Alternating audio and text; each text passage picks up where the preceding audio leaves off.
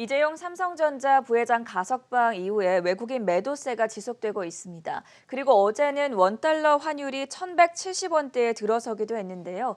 이러다가는 외국인의 자금 이탈과 동시에 환율 상승 간에 악순환 고리가 형성되는 것이 아닌가 하는 우려의 목소리가 커지고 있습니다. 이 문제에 대한 진단 들어보도록 할게요. 한국경제신문의 한상준 논설위원 나오셨습니다. 안녕하십니까? 네, 안녕하십니까?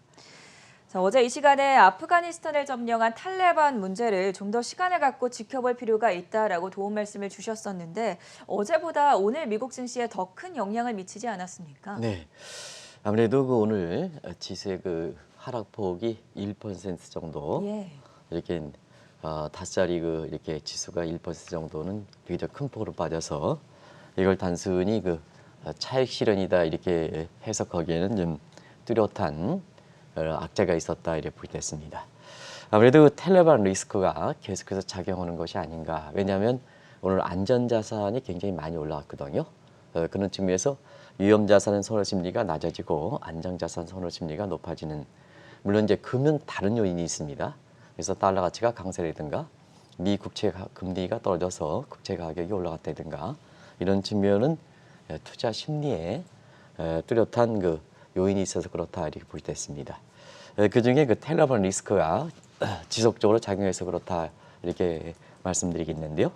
일단은 시장 참여들의 심리 지수를 알 수 있는 CNN의 FGI 지수를 한번 보겠습니다. 자막을 통해서 오랜만에 뵙죠. 그래서 CNN의 FGI 지수 어제가 49 뉴트럴이었습니다. 오늘은 37일 페어로 이렇게 공포 단계로 변했습니다. 이런 것이 주식을 떨어뜨리면서 안전자산을 이렇게 가격을 끌어올렸다 이렇게 보겠습니다. 이런 측면에서 오늘도 미국의 외신들은 연일 탈레반에 대해서 얘기를 하고 있습니다. 네. 이 문제가 바이든의 담화문과 함께 자기 책임을 회피하는 거냐, 아니면 공화당을 중심으로 해서 사실 여기에 대해서 반발하는 굉장히 심리가 강해지고 있고요. 또 한 가지 이건 비단 미국만의 문제가 아니라 사실 전 세계적으로 지금 탈레반이 이렇게 장악한 아프가니스탄을 두고 중국이 발빠르게 세력을 확장한다든가 러시아도 국경 문제가 있기 때문에 굉장히 아프가니스탄의 군사를 이렇게 점령하는 아주 긴박하게 움직이는 이런 상태다 이렇게 보겠습니다. 지금 미국의 경제 지표 하나 가지고 얘기할 단계는 아니다 하는 걸 말씀드리겠습니다. 그래서 지금 아프가니스탄을 두고 이 아프가니스탄이라는 게 지역적으로는 굉장히 요충지 아니겠습니까, 시청자 여러분? 실리콘이라든가 중계 1대1로 계획의 가장 핵심적인 지역입니다. 이 지역을 이렇게 미국이 단순히 미군들의 이렇게 죽음을 이렇게 희생하기 하지 않기 위해서 철거했다는 것은 너무 미국과 중국과의 마찰이라든가 러시아 간의 이렇게 관계라든가 이런 거를 볼 때는 너무 바이든의 국민의 담화문이 이렇게 궁색하지 않느냐 하는 측면이 이렇게 되면서 이 문제가 결과적으로 보면 중국과 러시아가 아프가니스탄을 본다면 탈레반의 미국이 그동안 점령에 대한 어떤 보복 어떤 거를 틀림없이 있을 수가 있는 요인이거든요. 이런 것이 장중 계속해서 이렇게 하면서 미국의 다우존스 지수가 마지막에 이렇게 올라간 거는 파월 의장이 교사를 대상으로 해서 타운홀 미팅이 있었습니다. 예. 이때 장 막판에 이렇게 주가가 올라갔던 요인이었었거든요. 그런 것이 사실 미 국민들 사이에서는 9/11 사건, 월드 트레이드 센터의 폭파 사건에 대해서 2차 세계대전, 베트남 전쟁보다 더 낙인 효과가 크다는 거 아니겠습니까? 그런 측면이 오늘 미국 증시에 계속해서 작용되면서 주가를 끌어내렸다 이렇게 보겠습니다.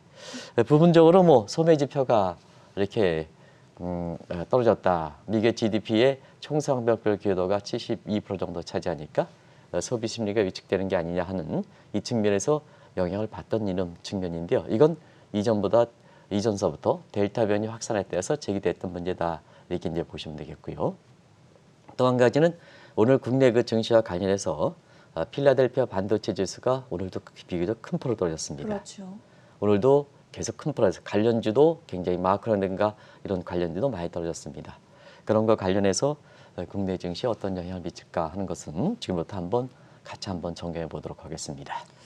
소매 판매, 즉 경제 지표 부진과 함께 어제 중국에서는 또 중국의 인터넷 기업 규제 강화 발표가 있었는데 이런 점들이 국내 증시에 부정적인 영향을 미치지 않았습니까? 네, 어제 그 국내 증시 사실 지난 그 연휴 전에 네.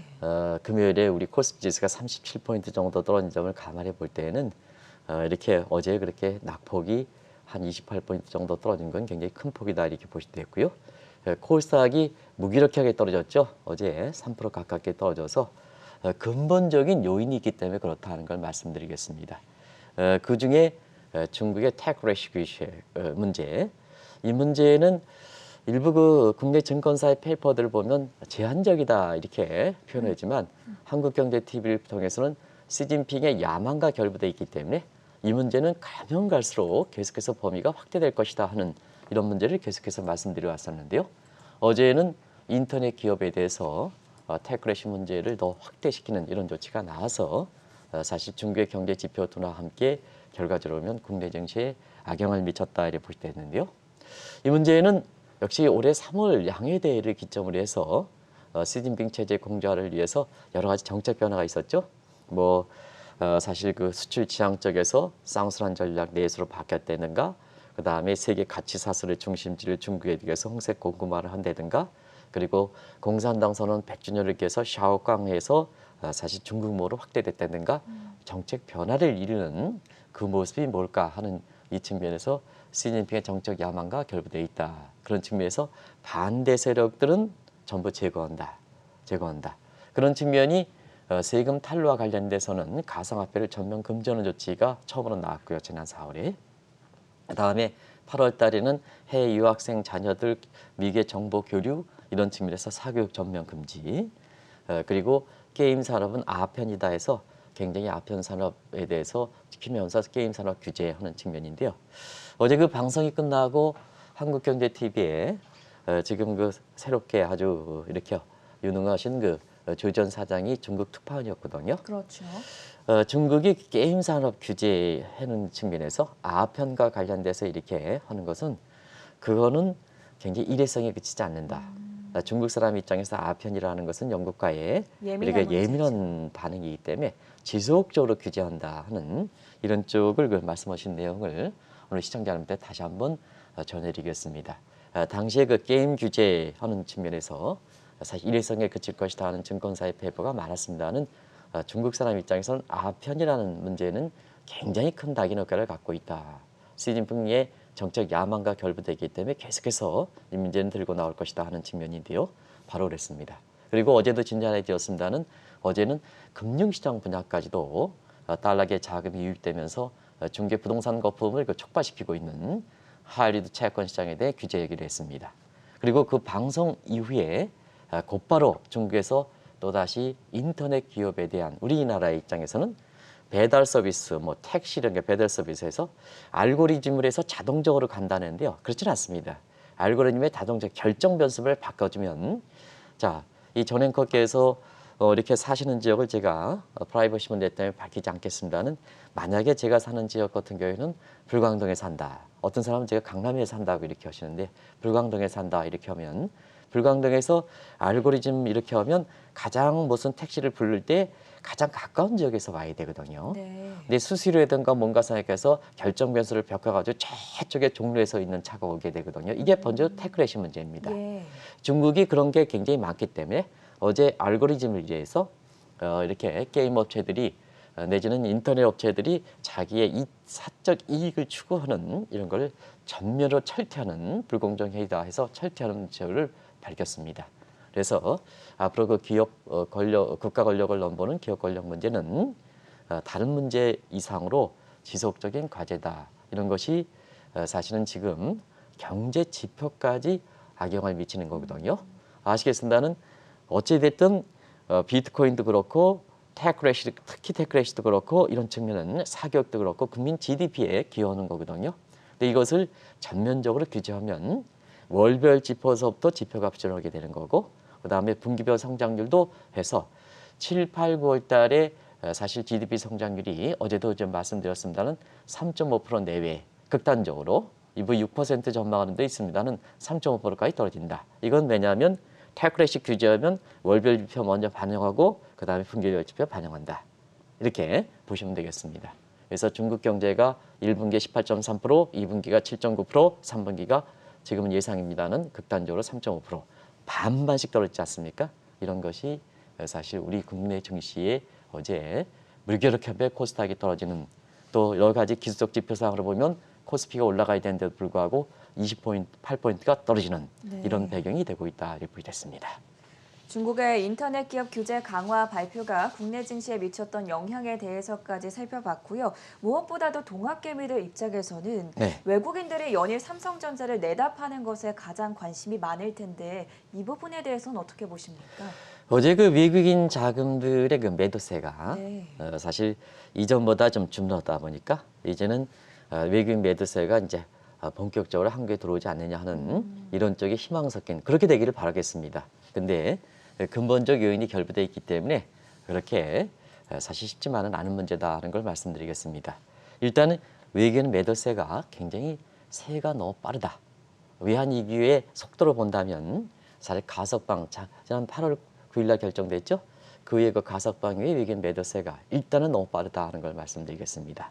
그래서 가석방 위의 외국인의 매도세가 6개월 만에 지금 7조 4천억 원이 됐습니다. 7조 4천억 원 10일도 안 돼서 7조 4천억 원 규제입니다. 굉장히 빠르다 하는 걸 말씀드리고 네. 어제도 코스피 코스닥 합쳐서 5천억에 육박하는 문제 되고 있습니다. 아무래도 국내 증시와 관련해서는 이 문제가 가장 중요한 변수지 않습니까? 아무래도 그렇죠. 이 문제가 외국인의 영향력을 나타내는 피어싱 계수로 보면 동학개미가 코로나 이후에 비중이 높아지긴 했지만 세력화가 안 됐기 때문에 외국인의 매도세가 피어싱 계수로 0.80 정도로 여전히 주도력 영향력이 가장 높은 점을 감안해 볼 때 국내 증시에서 이렇게 향방과 관련해서는 외국인의 매도세가 언제 진정되느냐 이 점이 굉장히 가장 관심이 되지 않느냐 하는 생각이 듭니다. 그런 과정에서 외국인의 매도세는 항상 매입을 할 때는 국가도 매입하기 때문에 대형주를 매입하게 되는 거거든요. 그럼 팔 때는 대형주 파는 거죠. 그런 각도에서 이재용 부회장의 가석방 결정 이후에 삼성전자가 정말 좀 많이 팔더라고요.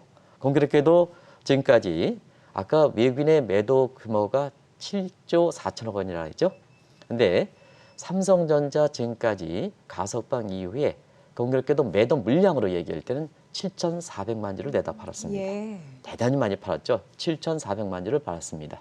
그래서 7조 4천억 원에 함께 7,400만 주가 내다 팔았습니다.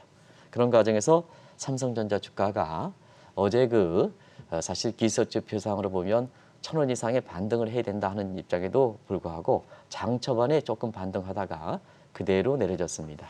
그래서 200원 정도가 더 떨어졌습니다. 떨어졌기 때문에 사실 가석방 위에 저 규모를 쭉 계산해 한번 해보면 3,000원, 4,500원 이렇게 해서 7,000원 지금까지 7,100원 이상 이렇게 떨어졌죠.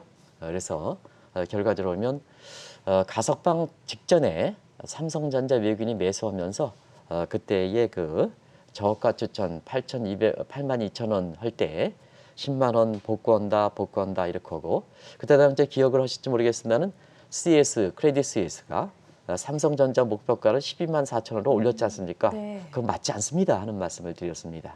그런 것이 이렇게 8만 원대 진입하면서 삼성전자를 이렇게 사실 매수원 입장에서 이렇게 보면 지금 7,100원 이상 떨어지다 보니까 지금 6거래일 만에 7,100원 떨어지다 보니까 굉장히 동학개미 분들이 이렇게 당혹스러운 분위기가 지금 연출되고 있다 하는 걸 말씀드리겠습니다.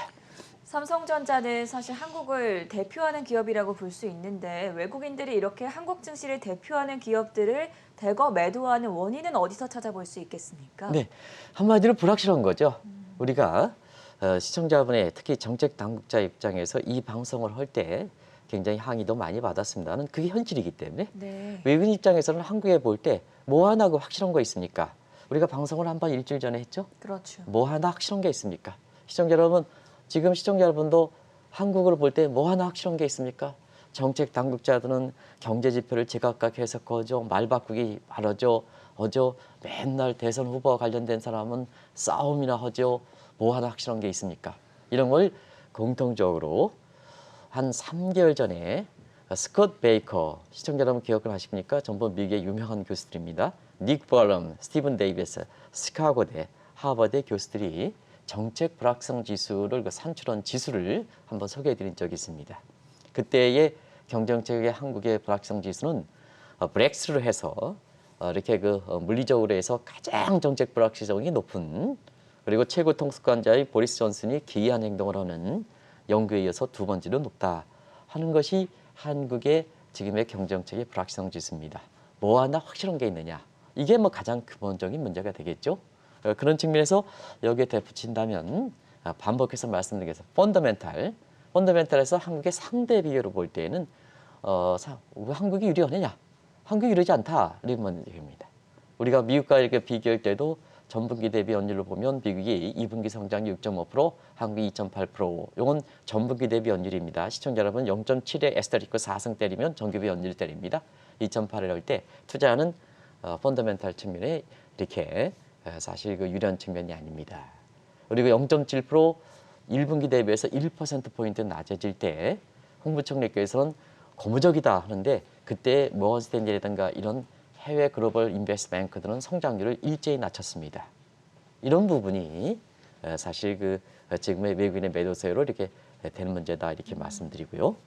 이재용 부회장의 가석방 문제는 뭐 많이 말씀드렸었기 때문에 그냥 한마디로 무늬만 가석방이다.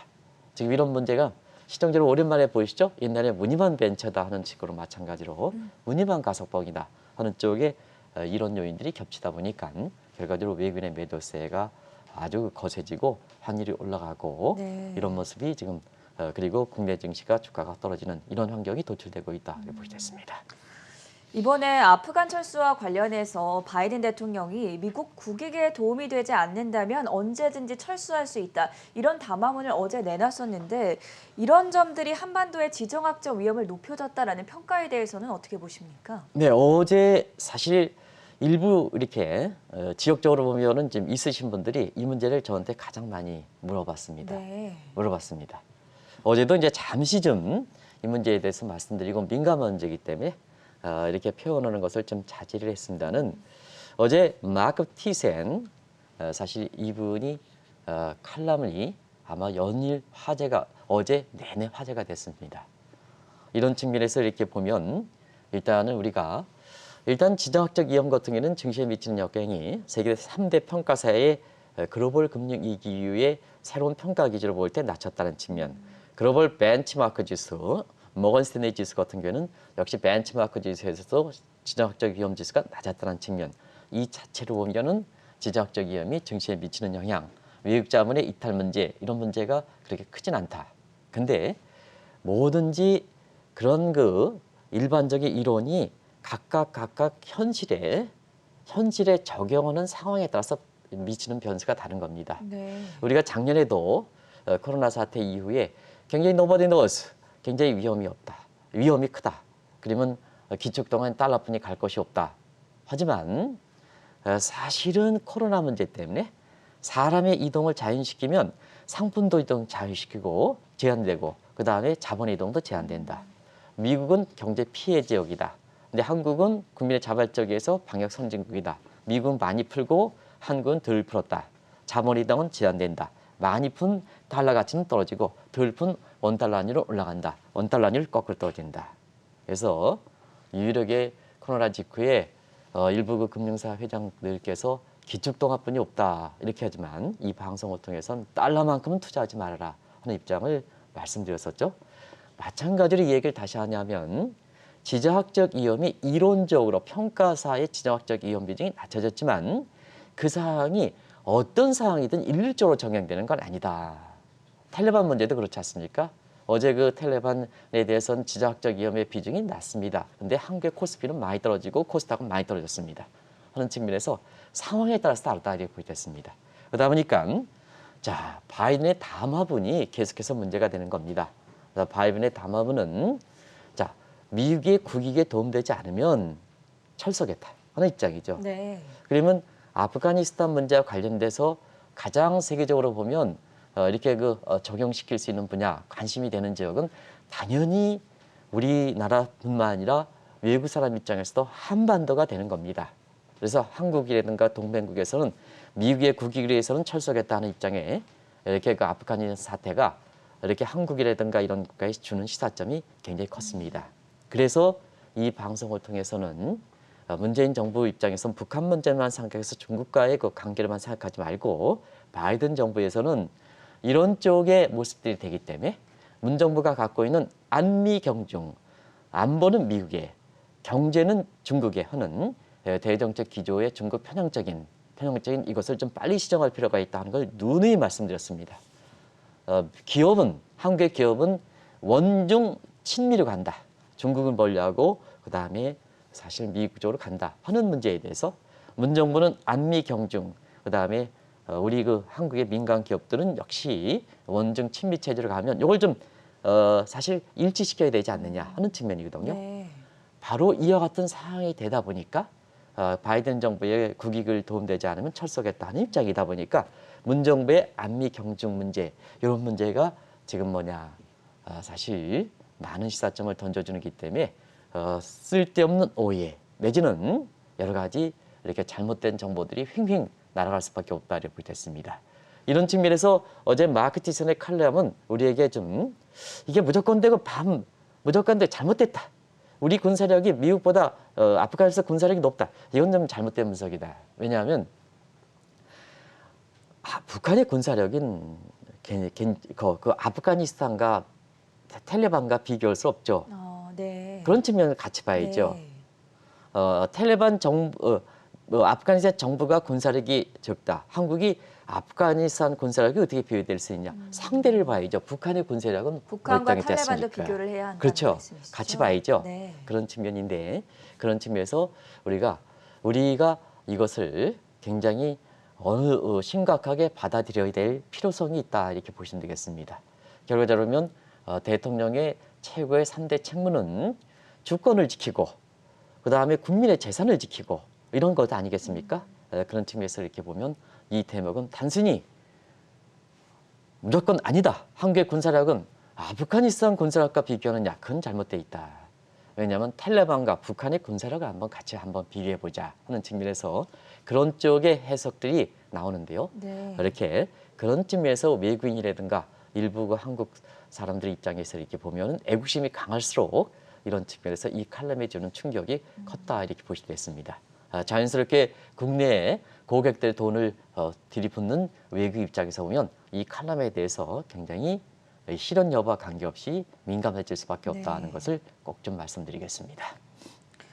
자, 이재용 부회장의 가석방 이후에 외국인 자금의 대거 이탈로 인해서 원달러 환율도 상승을 했습니다. 어제는 1,170원을 넘어서지 않았습니까? 네, 1,170원 넘다 보니까 기업 입장에서 굉장히 당혹스러운 환경이 연출된다 이렇게 됐습니다. 사실은 환율은 작년에 많이 떨어진다 하는 말씀을 드렸고 올해는 환율이 이렇게 바이든 정부 들어와서는 시장이 막히기 때문에 트럼프 정부의 달러 약세 정책이 짓눌린 과정이 해소하는 과정에서 원달러 환율이 올라간다, 거꾸로 올라간다 이렇게 말씀을 드렸습니다. 그런 측에 이렇게 예상을 한다 하더라도 지금의 1,176원대 이렇게 올라간 수준은 굉장히 단기에 올라가는다고 예상한다 하더라도 이 환율 상승은 굉장히 빠르다 하는 걸 말씀드리겠습니다. 앞서 말씀드린 같이 이재용 부회장의 가석방 이후에 외국인 자본의 매도세가 굉장히 빠르기 때문에 그 맞물려서 원달러 환율이 올라가는 이런 모습을 보이고 있다고 보시도 있습니다. 또 한 가지는 지금은 원화표시 채권 시장에서도 자금이 유입되는 규모가 상당히 적고 이탈 규모가 한국은행의 이렇게 섣부른 금리 인상 문제 때문에 아시겠습니다. 금리 인상되면 채권 가격이 떨어지지 않습니까? 섣부른 금리 인상 때문에 원화표시 채권 시장도 지금은 자금이 이탈하는 조짐이 같이 상승 작용이 있다니까 원달러 환율이 이렇게 올라가는 거다 이렇게 됐습니다. 정책 당국 입장에서 금통위원들 꼭 좀 그걸 좀 보겠습니다. 이런 상태에서 하는데요. 지금 환율은 이 문제는 제가 계속해서 나오고 있습니다. 이건 반복되게 계속해서 나옵니다. 이 문제입니다. 그래서 그대로 전개되고 있는데 다만 한 가지 어제 1,174원, 1,176원 환율의 급등세는 이렇게 예상했다 하더라도 너무 빠른 속도다. 이것이 기업인들이 화들짝 놀라는 배경이다 하는 걸 말씀드리겠습니다. 그리고 우리가 증권사분들의 예상에서 죄송합니다만 일부 증권사가 자, 우리가 삼성전자 이렇게 가석방 이재용 부회장의 가석방 직전에 외국인 자본이 삼성전자를 사다 보니까 원달러 환율이 1,150원이 피크아웃 정점입니다. 앞으로 환율 떨어집니다. 그러다 보니까 환율 떨어지면 한 차익 기대됩니다. 외국인 자본 본격적으로 유입됩니다. 하는 게 가석방 직전에 외국인들이 일시적으로 들어올 때 사실 그때 전개된 모습입니다. 그때가 시청자 여러분 아시기엔 1,150원 피크아웃설이죠. 그런데 지금은 이 예상을 빗나가고 1,176원 정도 되냐가 74원, 76원 되니까 굉장히 당혹스러운 환경이 연출되는 거다 하는 걸 말씀드리겠습니다. 일부에서는 연준이 조기 테이퍼링을 추진할 가능성이 있다라는 보도가 나오면서 한국에서 자금이 이탈돼서 원달러 환율이 상승하는 것이다. 이렇게 평가를 하기도 하는데 이 시각에 대해서는 어떻게 보십니까? 이 대목이 8월 금리 인상 가능성을 높여줄 수가 있는 거죠. 그렇죠. 그죠? 네. 그 대목에서 이 대목을 좀 상세하게 설명하기 때문에 아까 전 방송을 조금 빨리빨리 진행했습니다. 그런 측면에서 한번 이 문제를 한번 보겠습니다. 자, 금리 차에 있다는 국제 자금 흐름의 PCO 이론을 한번 간단히 따져보겠습니다. 환율이 결부돼 있고 양국의 금리 차가 같이 결부돼 있기 때문에 그렇습니다. 그래서 PCO의 통화치를 감안한 이론은 자금 이동 규모는 RD 도메스틱 금리, 한국 금리가 되겠죠. 빼기를 RD 외국 금리, 여기에 환율 변동분 에스터리크를 넣는 겁니다. 요게 이제서 RD 도메스틱 금리가 우리가 저기 환율을 변동한 외국 금리, 미국 금리보다 높으면 자본이 들어오는 거고, 네. 그다음에 뒤쪽 부분이 이렇게 큰 다음에 가로 부분이 큰 다음에 빠지겠죠. 지금은 어찌됐든 우리가 지금까지 검토한 적이 국내 금리와 미국 금리를 검토하진 않았으니까 환율 변동분만 검토했죠. 그 환율 변동분이 지금 올라가고 있지 않습니까? 네. 지금 뒤쪽 부분이 올라가고 있지 않습니까? 그렇죠. 그러면 도메스틱 금리 RD가 환율 변동만 따지해도 이렇게 되니까 자금 이탈 문제가 발생하는 거죠. 그래서 환율 변동에 따른 문제다. 그러다 보니까 이것이 테이퍼링에 따른 자금 이탈 문제다. 이런 쪽에 해석이 오해 소지가 있다는 얘기입니다. 그러다 보니까 이걸 미국이 테이퍼링해서 미국의 금리가 올라가서 한국 금리보다 높기 때문에 미국 쪽으로 자금이 올라가. 오케이. 자, 선제적 차원에서 8월 달 금리 올려.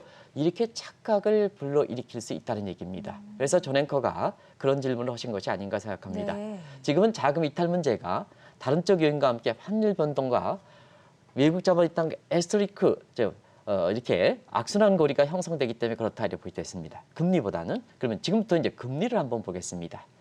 2013년에 테이퍼 텐트림은 당시는 미국의 금리가 올라가서 자금 이탈이 됐습니다. 그러면 그때 당시에 자금 이탈이라 본다면 우리 금리를 올려야 되겠죠. 네. 그런데 지금 한번 상황을 보겠습니다. 지금 상황을 최근에는 자막을 같이 한번 보여드리겠습니다. 최근에는 미국의 테이퍼링 우려 속에도 미국의 국채 금리가 하락했지 않습니까? 오늘도 미국의 국채 금리가 하락하고 있지 않습니까? 그죠? 한번 보겠습니다. 10년물 국채 금리를 할 땐 미국이 1.2%입니다. 네. 미국의 금리는 우리보다 크레딧이 높습니다. 한국은 1.8%입니다. 이렇게 본다면 크레딧이 높은 금리가 사실 우리보다 낮습니다. 두 번째는 자, 테이퍼링이 우려가 된다 하더라도 미국의 국채 금리는 다른 이렇게 안정자산 선호 심리를 쓰는 텔레반 문제라든가 이런 문제를 이렇게 돼서 사실 국채 금리는 연일 떨어지고 있습니다. 그래서 지금의 이렇게 외국 자본 이탈 문제는 금리 문제가 아니라 환율 문제다 이렇게 보기도 했습니다. 근데 경우에 따라서는 저 이론을 정확하게 이렇게 해석하지 않으면 미국의 테이퍼링이다. 미국의 국채 금리 올라가. 그러면 한국에서 자금 빠져가. 오케이. 8월 달에 가뜩이나 이렇게 강남의 부동산을 잡겠다 해가지고 이렇게 대불균형 문제에서 금리를 올리겠다 하는 측면에서 금리가 올라가는 당위성을 부여가 되는 거죠. 그래서 이 문제를 자세하게 말씀을 드리는 겁니다. 그래서 최근에 국내 증시에서 외자 이탈은 앞서 말씀드린 같이 정책 요인이 크다. 정책 불확실성 요인이 크다. 네. 두 번째는 한국의 펀더멘탈이 매력적이지 않다. 펀더멘탈이 매력적이 않으면 금리를 올릴 필요는 없는 거죠. 그죠? 그래서 시청자 여러분, 그리고 가석방 문제는 무지만 가석방이다 하는 측면. 그다음에 마지막 말씀드리면 아프가니스탄 문제 이런 문제에 인해서 자, 바이든 대통령이 담화를 통해서 국익에 부합되지 않으면 동맹국이라도 철수하겠다 하는 입장. 그러면 세계에서 유일하게 남북한이 분단된 상태에서는 바이든 대통령의 담화문은 실제 발생 여부와 함께 한국의 한반도에 적용할 수밖에 없는 이런 문제가 되지 않습니까? 그런 측면이 결부돼서 그렇지 미국의 테이퍼링 때문에 미국의 국채 금리가 올라가서 한국에서 자금 이탈돼 한국의 금리가 올라가 8월달 오케이 다음 주 26일 날 금리 인상해 이건 아니라는 얘기입니다. 아니라는 얘기입니다. 그런 것을 설명드리기 위해서 오늘 다소 이론적 내용을 검토하기 위해서 이 내용을 좀 말씀을 드린 상황입니다. 이 대목은 이렇게 전문가들도 꼭 좀 한번 자세하게 보시기 바랍니다. 미국의 테이퍼링이 조기에 우려되니까 한국에서 국내 자금 이탈돼 이렇게 하면 또 다른 악수가 뛸 가능성이 있기 때문에 하는 걸 말씀드리겠습니다. 그 점을 꼭 좀 염두에 두시기 바랍니다. 오늘의 마지막 질문은 조금 전에 제가 드렸던 질문과 또 결을 비슷하게 하는데 일부 한은의 금통위 위원들 사이에서는 외자 이탈과 원달러 환율 간의 악순환 고리를 끊기 위해서는 선제적으로 금리를 올려야 한다. 이런 시각을 가지고 있는 분들도 있거든요. 이 부분도 설명해 주시죠. 그 대목을 설명하기 위해서 아까 자세히 얘기됐죠. 네. 그래서 지금은 금리 차이에서 사실 그 자금 이탈되는 건 아니다. 우리가 자금 이탈되는 애 원인을 잘 짚어봐야 자 지금 상태에서 이렇게 외국자본 이탈의 진정세를 막으려면 어쨌든 그렇게 해야 되죠. 자 정책 불확실성 줄여줘야죠. 정책 불확실성 줄여주고 특히 대선 후보들이 표심만 생각해서 하나하나 다 얘기하는 것마다 전부 뭐냐 밖에는 정책 불확실성을 주는 겁니다. 제발 지금은 내 표심을 생각할 때 이렇게보다도 국민을 생각하고 경제를 생각해 그게 진정으로 사실 국민의 표심을 얻는 방법이다 하는 걸 말씀드리겠습니다. 제가 개인적으로 어제 이렇게 사실 조지현 이렇게 사장이랑 같이 이렇게 방송하고 꼭 이렇게 평가를 하거든요. 그래서 개선되는 모습을 이렇게 찾기 위해서 그런 말씀을 하시더라고요. 내가 이제 일본 특정 후보와 이렇게 관련돼 있다 이렇게 얘기하는데 그렇지는 않습니다. 다 후보와 같이 해서 의견을 같이 하고 있는데요. 그러다 보니까 이제 조 대표께서는 홍범도 이렇게 장군이 이렇게 유예돼 있지 않습니까? 네. 이걸 정치적으로 해석하지 말고 관련되는 사람들한테 어쨌든 우리나라의 봉오동 전투라든가 김자진의 청산전 우리나라 나라 구호시는 분 아니냐. 그러면 그걸 오랜만에 이렇게 모시고 왔으니까 제가 모신다는 표현을 썼습니다. 모시고 왔으니까 이게 뭐 문재인 대통령이 다른데 잘못하는 것도 있지만 이 점은 칭찬받아야 되지 않느냐. 그리고 만약에 내가 야당 대통령 후보라 하더라도 이 애도 기간, 추모 기간에 거기 가서 한번 이렇게 우리 나라를 살린 지금 아프가니스탄 문제에서 꼭 민감한 시기이기 때문에 사실 나라를 살리는 사람으로서 정치적 이해관계 이런 거 관계없이 정책 갈등과 관계없이 이렇게 했다면 국민들 입장에서는 오히려 문재인 대통령 잘못했습니다. 이렇게 얘기하는 것보다는 국민의 표심을 얻는 데에는 야당 후보가 얼마큼 도움되겠느냐 하는 쪽에 그것이 지금 어려울 때 국민의 화합과 통합 차원이라는 얘기거든요. 지금 한국에서 보면 외국자금이 이렇게 이탈될 때 이것을 환율 급등을 막는 방법은 국민의 화합과 통합인데요. 사실 이 대목에 있어서는 이 오피널 리더에 해당되는 우리 국민을 살리겠다 그걸 살리지 못하겠습니다는 살리겠다 하는 사람들 중심으로 해서 갈등을 더 조작하다 보니까 지금 상황이 더 어렵게 만드는 거 아니겠습니까? 국민들만 피해만 된다 이렇게 됐습니다. 제발 금통위원들도 다른 대불균형 문제를 이렇게 어려울 때 무슨 놈의 금리 인상입니까? 정책 불확실성을 줄여주십시오. 금리 인상 문제도 너무 그렇게 합창하듯 하지 마십시오. 지금 상황이 이런 상황이 전개되지 않습니까? 그리고 경기가 좋습니까? 무슨 놈의 경기가 좋습니까? 좋습니까? 지금 경기 회복해야죠. 금리를 내려줘야죠. 오히려 거꾸로 내려줘야죠. 서민들 한번 보십시오. 서민들. 왜 정책 지원금은 좋습니까? 지원금 이렇게 해서 걷어가서 주는 것보다는 그 사람들 영업활동 해주는 것이 근본적으로 미래에 대한 불확실성을 줄이고 그것이 GDP 성장률을 높이게 해주는 거 아니겠습니까?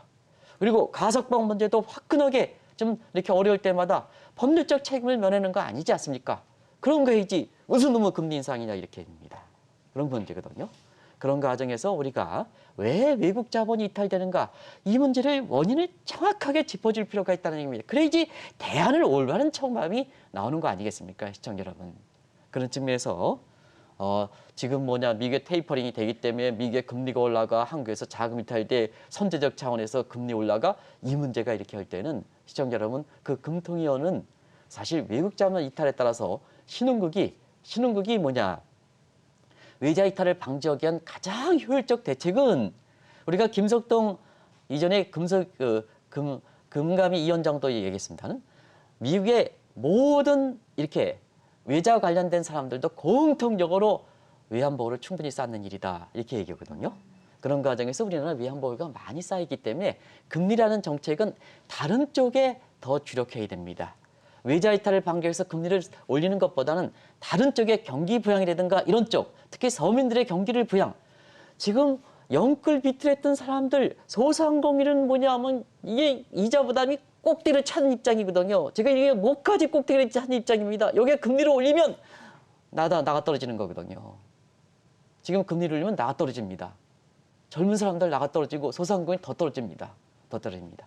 그래서 금통위원분들은 자금 이탈 방지에서 가장 효율적 대책이 적정 위험. 근데 많이 쌌다. 그래서 많이 쌌다 하는 점을 말씀드리고요. 지금 상태에서 강남의 부동산을 잡기 위해서 금리를 올린다. 이런 대목은 지금 누가 공감하겠냐 하는 입장입니다. 그래서 지금 상태에서 시청자 여러분 너무 이렇게 한반도 문제와 관련해서 너무 이렇게 잘못된 정보를 전해주는 것도 우리가 국민의 화합자 안에서 진정을 시켜야 되고 그다음에 외자 이탈 방지 차원에서 우리도 금리를 올려야 된다는 이런 것도 이렇게 지금 참선 소상공인 젊은 사람을 위해서 이렇게 약화시켜줘야 되고 그다음에 우리 입장에서 보면 환율 상승과 이렇게 외자 이탈 간의 에스컬리고 악순환거리는 충분한 외환보호를 쌓고 있기 때문에 충분히 방어할 수 있다 하는 측면에서 사실 오늘 이런 이렇게 시청자의 문의에 대해서 결론을 낸다 하는 걸 꼭 좀 말씀드리겠습니다. 단순히 시청자 여러분 지금은 갈림길에 있기 때문에 우선 주가가 떨어지면 주가가 1% 다우진스로 300포인트 나스닥이 100포인트 떨어지는데 차익 실현이다. 이런 쪽으로 해석하면 안 된다 하는 걸 꼭 좀 말씀드리겠습니다. 그런 쪽으로 안일하게 전개되는 미국의 증시, 한국의 증시가 아니다 하는 걸 꼭 좀 말씀드리겠습니다. 네, 국내 증시가 많이 불안합니다. 코스피 지수가 8거래 연속해서 하락했고 어제는 코스닥 지수가 3% 가까이 급락하기도 했었는데요. 빨라도 너무 빠른 외국인 자금 이탈세, 이에 따른 원달러 향방과 환율의 향방과 그리고 마지막으로는 선제적인 금리 인상에 대해서 좀 더 신중할 필요가 있다라는 입장 들어봤습니다. 지금까지 한국경제신문의 한상준 논설위원이었습니다. 고맙습니다. 네, 고맙습니다.